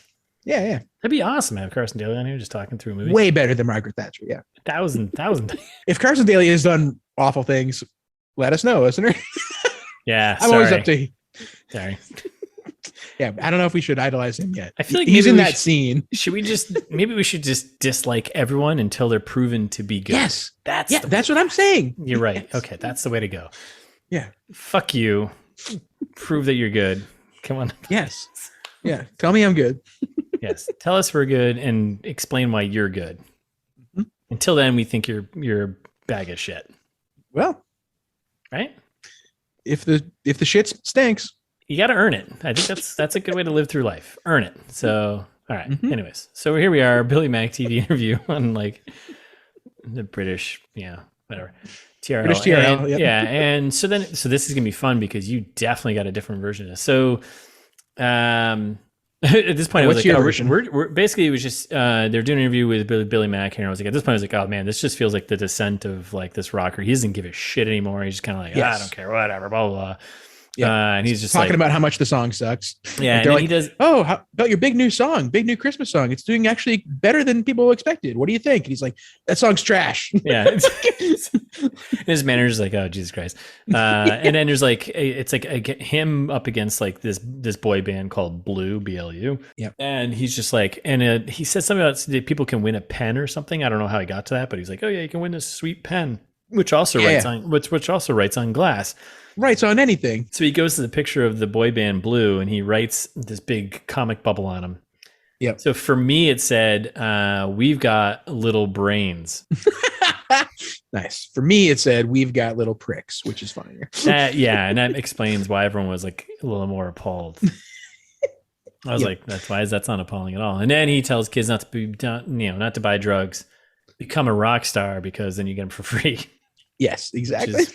Yeah. And his manager's like, oh man. So and everyone's like, Bill's back, baby. Let's go. Now we cut to Mark and his buddy Peter chatting on the phone. And then Peter's like, hey, Keira Knightley wants to talk to you. And Mark's like, flustered a bit. Well, this is another one. So this is like, it was like subtle, I think, because the movie was still trying to convince us to a degree that he's in love with Peter and not Peter's wife, because he's like looking at like the art of like the naked people, but it's mostly focusing on the picture of all the naked men. And so he's like, oh yeah, like, nude pictures are just art, blah blah blah. Didn't get that. Whatever. So were the pictures nude because they weren't in the TV, they were like stuff was covered up. Yeah, there was one picture that was like tastefully censored of women that was behind him, but the picture in front of him was like a bunch of naked men. This thing, and that when they're like trying to make it seem like he's gay, which they then are like, haha, we got you later on, which is frustrating. Yeah, because it would have been a much better movie if he was gay and actually in love with Peter. That would be interesting. That would be like, yeah. Anyways, so Keira asks to chat with him, and she's basically just looking for like, she's like, oh, the wedding video. Is like, we haven't done any British accents yet, which I'm very proud of us, by the way. But it's still part one. We're still part one. So yeah, we'll wait till part two. Yeah. So Keira Knightley's like, oh, the wedding video is a complete disaster. Hopefully she didn't pay for it. It's like, hey, did you capture any video? At least I just want some stuff of me and my dress and stuff like that. Saw you creeping around with your camera the whole time. I bet you have something. And he's like, no, I'm pretty sure I wiped it, but whatever. And like hangs up on her. Pretty sure I don't have that. Bye. See, I gotta go. And then we cut back to the office, the publishing house there. We got Alan. All I got of this was Alan Rickman and the secretary flirting pretty hardcore about venues for the holiday party. Yeah. Well, and she's talking. This is when Alan Rickman also is talking to Sarah and is like, you're pretty stupid for not being with Carl. Like Carl knows. Oh yeah. That's And she's like, I know. And then he flirts with Mia, and then And then we're back in Arizona and or southern France. Some old lady who he's renting the house from, I guess, is like, hey, I found you a cleaning lady. Like, what? Like, what is this guy's life? Clean your own mess. Yeah. I don't like. Clean your own is he like mess. a rich, famous author? Like, I don't. That's what I think is unclear to me. Yeah, I mean, he clearly is. He's got a play. He can go get a place in southern France and write his next whatever he's writing, and with housekeeping. Yeah, with housekeeping. So he meets the help yet again. Another situation of guy in power meeting the help, and he's super Aurelia, awkward. I think is her name, right? Yes, Aurelia, and then she can't speak pretty much any language that they're speaking. I couldn't at first. She's like, oh, the woman who's renting from us is like, oh, she just speaks Portuguese, which I was like, is she speaking Portuguese? Yeah, curious if Thais. Yeah. Okay. So she's speaking Portuguese. So Thais got most of it. So like I have some translations in here. Okay, I was gonna say because I was like, okay, and then Colin Firth's character Jamie there makes an awkward soccer joke, which Then we get like, these. She's I don't think she's too young for that. You're like, ruthless, gross. Yeah, this is horrible. I hate this. And then I think we just pretty much cut to a car ride randomly. Because he's like driving. Well, he's like, don't worry, I can drive you home. I'll make sure I'll drive you home all the time. That'll be fun. And she's like, okay, cool, thank you. So then they cut to the car ride, and he starts just like saying things in like Italian. He's like speaking any language, just hoping that something sticks. Yeah. Which she's obviously confused about. Yes. And he won't shut up. Yes. Then he starts talking about Frankie Valli and the Four Seasons for some reason. And then he tells himself to shut up. And then thankfully that scene's over. And we cut to Nottingham Hill Mansion. Oh my God. Yep, exactly right. And that's when somebody gets out of the limo here, presumably the president of the United States. Because you hear hail to the chief song, right? Yeah, something like that. And we're like, oh shit, the president's here. And then even funnier is that it's Billy Bob Thornton playing the president, which Thais was like, is that a dig at America? And I was like, yep. I don't know. I was like, well, at that point, like Billy Bob Thornton is like kind of a real actor still. Like, he's definitely a real actor, but yeah, I mean, this is like a couple weeks before Bad Santa came out. I mean, all of his off-screen stuff though is happening, and it's like he's kind of like a bad boy at that time. So it's like, oh, him being the president is like fitting, and it's definitely a dig. It's definitely like yeah. I thought so. I was like, really? I was like, he seems like a regular president to me. I don't know what that says. Yeah, define regular president. Yeah, I guess you're right. That probably says worse things about the presidency than it says about.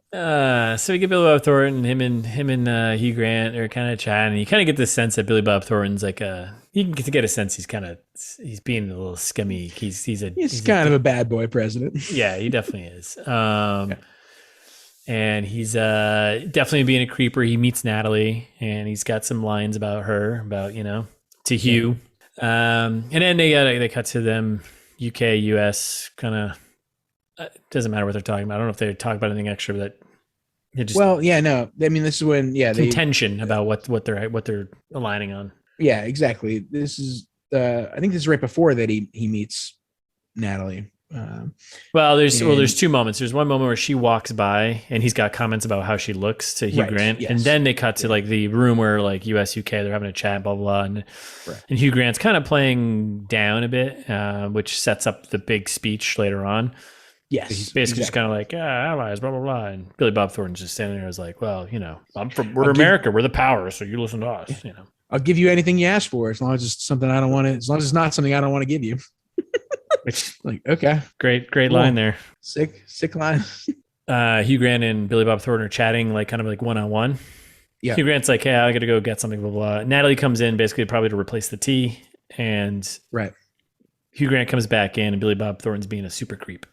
Right. Super creep.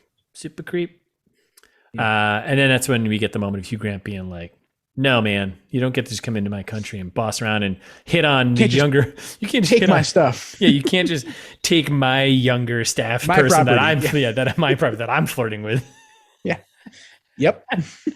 Did anyone pick up on that when they're? Nope, not even Natalie. Jesus. All right, so then we go to the press conference. Sorry, so then we cut to the press conference. Yep. And we get Billy Bob Thornton basically giving his whole spiel, and then Hugh Grant does the big speech. Huge speech about how U.S. and Britain have a special relationship. Blah blah blah. Makes a bunch of jokes about British stuff. Talking about David Beckham's feet. And that the president of the United States should be prepared for Britain to be a lot stronger than he thinks. They're not going to be bullied. And there's like, as he's saying these particular words and these lines, there's shots of him looking at Natalie. We're not going to be bullied, and you can't just take whatever you want, blah, blah, blah. And he's like standing up for UK and the British Empire, and everyone claps. And everyone claps. It's like, you tell him. Yeah, you tell him. And then that's that whole scene. And we're just like, Mr. Prime Minister, like, what? Can you believe what you actually just said about the president of the United States? Blah, blah, blah. It's terrible. And then Prime Minnie here, Optimus Prime Minnie, gets a call from Emma, his sister. Are you insane? You're crazy. You can't just say stuff like that. That's wild. And then they hang up. And then she's hanging out with Alan Rickman, her husband, and he's complaining about Joni Mitchell for some reason. And this is actually when we find out that we find out that they're married or together, right? And apparently he doesn't like Joni Mitchell and she does. And she's like, which Barbie should we give the kids for Christmas? This is so weird. Fair enough, I guess. You gonna talk about the two different types of Barbie dolls that exist or no? I don't want to. You're not supposed to. No. Just remember that it's not your words coming from you. This isn't your idea. I know. This is from the movie, and we're presenting it as the movie has presented it. Yeah, she's like, do we give her the Barbie that looks like a transvestite or the one that looks like a dominatrix? And you're like, Oh, Emma Thompson. like, you were the most likable character of this movie until just now. 2003.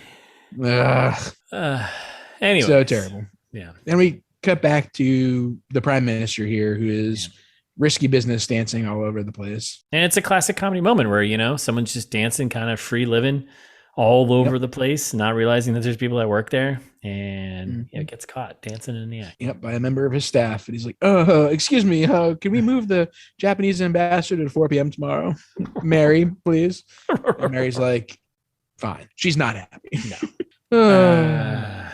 So we're 2 weeks till Christmas now. Okay, so this is the one that I missed. So I missed 3. I didn't have 3. I had 5. There was no 3. There was no. Okay. All right. Cool. Unless we both missed it, which is possible. It's possible, but okay. So we went 5, 4, 2. Yep, 5, 4, 2. Okay. That's math. That math adds up. So we're back with Jamie. We're back with him, and he's trying to chat with the help here. Or what's her name? Aurelia. And languages clearly don't understand each other. So it's like, why just she's there? If she's there to clean the house, just like let her clean it. Let her do her job. Let her do her job, dude. She's not being an asshole. Yeah. So they're like bumping into each other, trying to answer the phone for some reason, because he's got, for some reason, 15 phones around this house. Yeah. It's just like, have one phone. What the fuck? Yeah. And then rich people, huh? And then we cut to him out in a gazebo by the lake there, right? A gazebo. Yep. And he's typing away with all his papers, his whatever he's writing.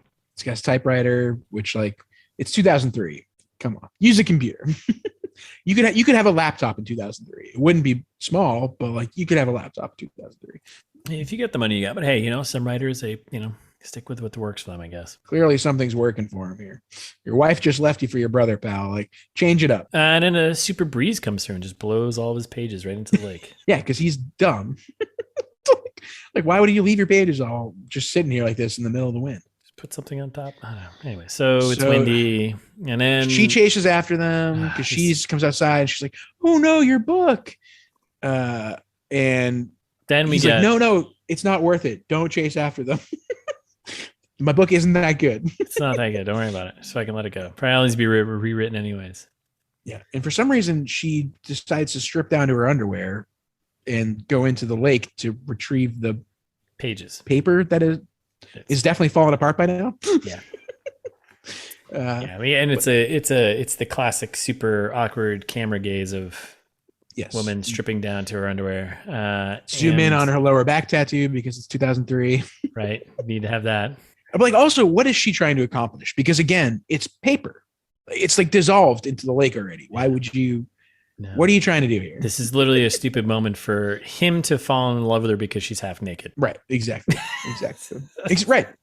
Right. This is when Tice started to translate for me a little bit. And she's talking about the water being freezing. They're basically just mirroring each other's lines. Yeah. So she's like, "Oh, the water's freezing," and he's like, "Oh, the water's freezing, huh?" And she's like, "Why don't you keep copies, you idiot?" And he's like, "Oh, I should keep copies." Right. She's like, well, "I hope this book's worth it," and he goes, "It's not worth it." And then they laugh. Haha. And then they get inside and they're all drying off and they start playing charades to figure out how to communicate, basically. Right. Yeah, exactly. And again, they're mirroring each other's lines. So he's like, "Whoa, I could just name a character after you." And she says, "Why don't you name a character after me?" And then he says, "Oh, I could just give you 5% of the profits." And she goes, "Why don't you just give me some of the profits?" Yeah, 50% of the profits, whatever. And then he mentions that his favorite time of the day is driving her home, and it's awful. My favorite time of the day is getting you out of my life, and her saddest part is leaving him. Horrible. Did yours have subtitles for her? Yeah. Okay. So mine was pirated. That's why I had to rely on Thais. There were no subtitles for me. Oh, interesting. So when Thais was not translating for me, I did not know what she was saying. To nail that point home, they're driving home. They're driving to home. her house again. Wherever she lives. Which we find out later, which we're not even sure if we do find out later. But yeah, we definitely don't find out later. Yeah, we don't. And then we're at Mark's flat. Yep. AKA Rick, AKA Andrew Lincoln, AKA Creeper, AKA not gay guy. AKA not gay, right. And this is when we find out. This is when we find out how much of a creeper he actually is. So Keira Knightley stops by with some biscuits. Surprise! Brought some biscuits.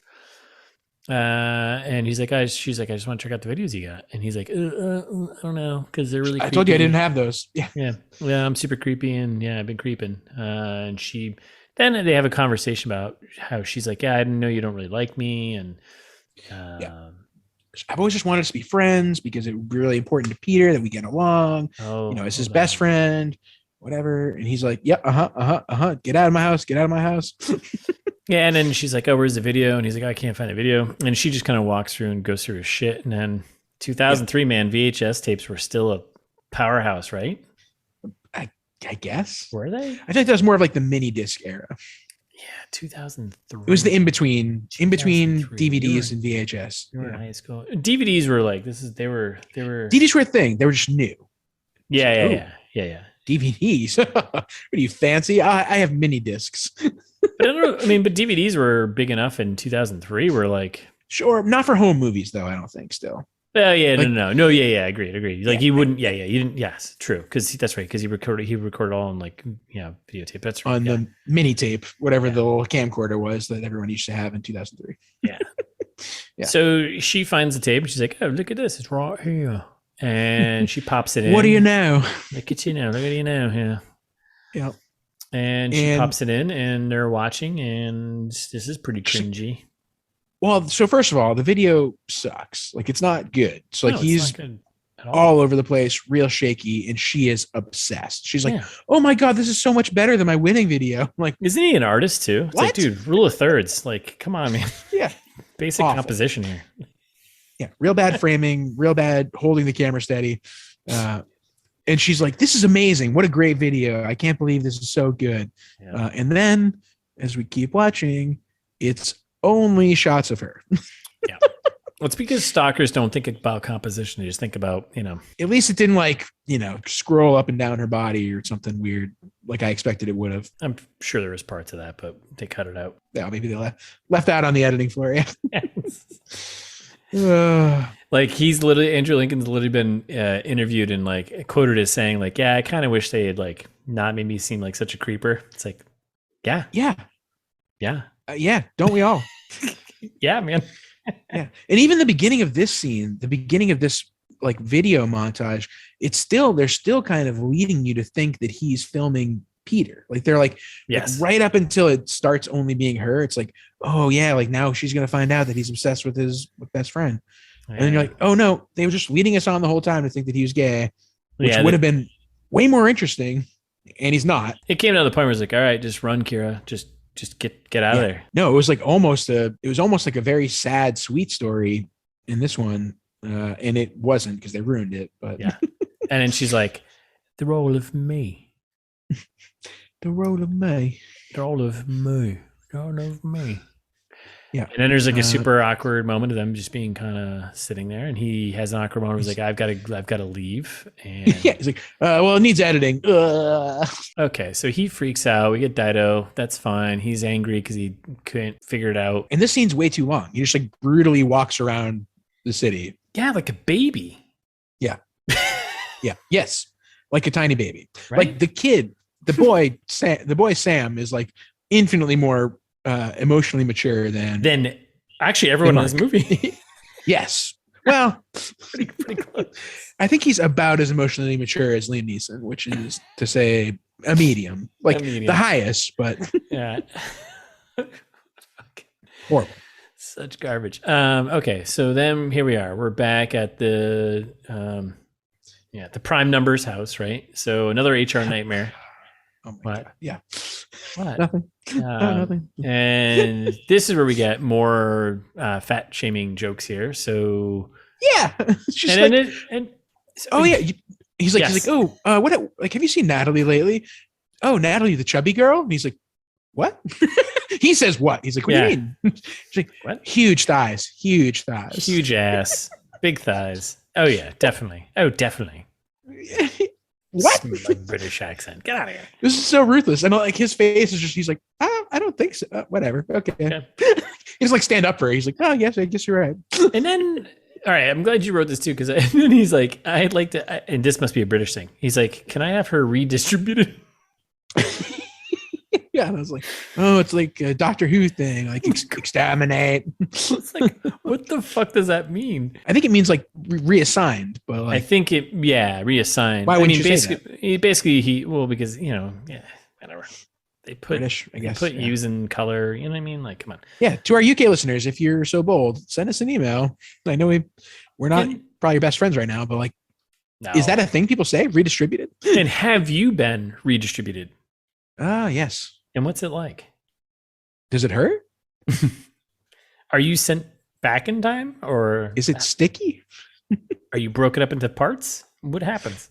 That's a really good question. Are you spread across the country?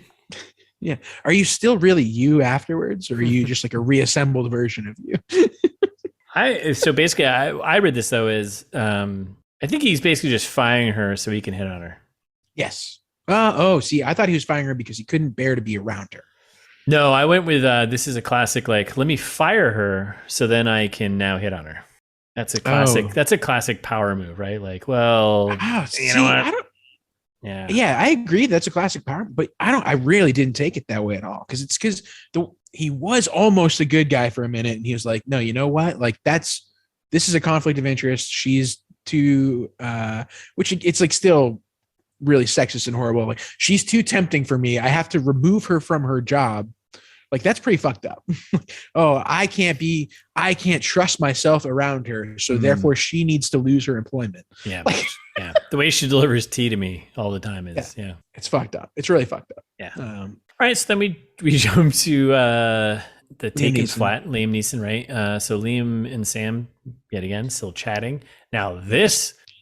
Staring at pictures of his late dead ex-wife. And the boy wakes up. I got terrible news today, Papa. The girl is going back to America. Classic. It's the end of my life as I know it, because, he's a real romantic. And then this is when it gets confusing for me. Revealing his feelings to his dad, and his dad's like, you know what? Right. That he calls dad. And he's like, you know what? We need to watch Titanic right now. And then why? Shows, and then it shows like the boat lifting on the bow scene there. Yeah. Right. Classic. Like the famous. Yeah. And then he does it to the boy and tickles him, which is weird. Was that in your cut? Nope. Interesting. Okay. So yeah. No, the only thing I got was like, they were both had their arms out, and he was like, can you trust me, Sam, whatever. And that was it. And they didn't do the, and they cut right to them just hanging out and like. No, that's when he tickles him, and then they fall back on the couch and they're like, ah! And then they start talking about the rest of, he's like, yeah, I'm sure she was, this is Liam Neeson. I'm sure she's unique and extraordinary, but in the end, there isn't just one person for each of us. It's just like, he's trying to go along with his emotional journey of losing his wife, just like, just like the boy is. Right. And then Sam goes, well, there was for you, like, Mom, right? And for Kate and Leo. Is literally what his line was. And then the dad's like, yeah, I guess you're right, boy. That is your only option, is this one girl. And then he's like, by the way, what's her name? She's like, Joanna. And he's like, huh, like your mom. He's like, yep. And like, that's how they end the scene. That's horrible. It. Yeah. Well, like, okay. All right. So then we bounce back to Optimus Prime here, and he gets tea from some rando lady. And it's just not the same. Hello, darkness, my old friend. And like, that's it. And that's it. That's the entire scene. I was like, oh. So then we cut back to France with or Arizona. Yeah, or Arizona. And Jamie is putting garlic in his trunk, which he says are Christmas presents. Yeah, He's like, oh no, it's like the giant garlic plants that I'm putting into my trunk for Christmas. And then she says something in Portuguese that I don't think I really knew, maybe, but they have like a parting moment, a brief kiss, and which I thought was a parting moment, but it's not. He's driving away, but she's with him. This whole thing made no sense. Yeah, and then he drops her off at a basketball court with like a fucking like a crazy wired fence. Like, it was like, what is going on right now? I'm imagining it as like, he's like, well, this is as far as I go. Because do you see them railroad tracks, honey? I can't cross them. Yes, that's exactly like what it's like. He's like, I don't go to that part of town, like where the Portuguese are. She's like, yeah, well, I'm gonna miss you and your typewriter. And then they kiss, and she walks away. But like she just, for blocks, presumably. I don't know. Yeah, she just walks. So every time he's been driving her home, this is where he's dropping her, like right off, kind of like the highway by a basketball court, and just letting her walk. Like, yeah, all right, the go corner home. where like some teens are gonna mug her or something. I don't know. Like he's got a rat, and he's like letting her out of the car. Like, all right, go home now. I don't want to touch it. I don't want to touch it. Wipe the pour off of the seat. It's all over my hands. I can't write now with all this. Yeah. It's such a weird scene. Like, especially how they made such a big deal about how she lives on the bad side of town earlier. Oh, you just dropped her off a half a mile away from her house. Cool. But it was also, and then in the goodbye, though, at this point, definitely felt like it was like, oh, this is it? Yeah. They're done. Yep. Like, he dropped her. Like, yeah, that was like, all right, cool. And then he crashes the car immediately, which we also never come back to as a plot point. No. Well, they do joke about how she says he's a terrible driver, and that's the whole like, sure. But there's no consequences for his accident. No, because he's driving a Saab. Come on, he's rich. Don't worry about it. I forgot he's a rich author. That's how it works, man. That's how it works. So this is a great spot, I think, for us to. Yeah. Drop me off in the bad part of town and kick me to the curb. Find your own way home. Mm-hmm. Or what you could do is, first of all, thanks for listening. Thanks for being in the car ride with us. Sure. We're not driving. You're gonna keep the metaphor going. Okay. Yeah, we're not driving you into an accident. But what you can do is come back on Thursday with we're going to come back with part 2 on Thursday. Right. You'll be here too, is what you're saying. Yes. Well, I'll be here. They'll be here. I mean, you, the listener. The listeners. Yes. Yeah. Yes. Everyone will be here. We're all going to be here. We're all going to be in a car together in a Saab, driving around. I'll turn this podcast around. Don't you push me. But in the meantime, you can follow us on Instagram, and it's This Meets That. We're ITMT Pod on Twitter, and wherever you listen to us, Spotify, Google, Apple, all that. It's either subscribe or follow, however it works there. It's good for us. It's good for morale. And by the way, it's Christmas. So you're right. See what I did there? I'm doing the power move. Like, you know what? It's Christmas. Follow us. Yeah. Nice. After all, it's Christmas, isn't it? You look me right in the podcast earphones and tell me it's not Christmas. Can't you see we don't want you anymore? A different movie. different movie. We do want you. Because you can also leave us a review when you're on those same sites where you're following and subscribing and like raving about commenting, awesome episodes, sharing, and just generally talking about how great it is. You know, I bet there's so many comments. Yeah, but while you're doing that, leave us a review too and tell us how much you like us or how much you don't like us. That's okay too. But if you want to, you can also send us an email. I used to say if you're feeling old fashioned a lot, but you know, it's almost 2022. So. Yeah. Do people say emails back, baby? You can go to our website too. We also have that and also website. It's thismeetsthat.com.